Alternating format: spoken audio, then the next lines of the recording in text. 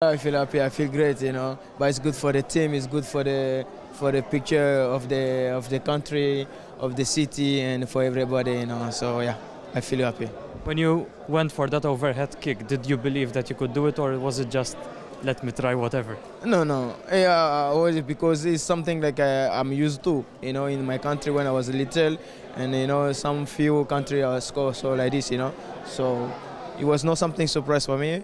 The most important is like I was thinking, I was telling myself like we have to come back, and we have to make it. It's a dream, but you have to be true. Yeah.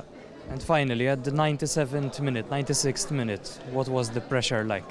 It was not a pressure. It was like something like what you have to make it. It's a dream, like I said just now, but because of me also. We have a very good coach.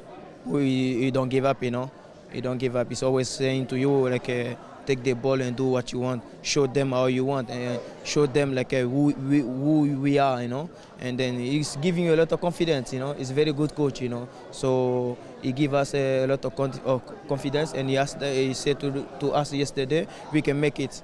So yeah, this inspiration is coming from Mister.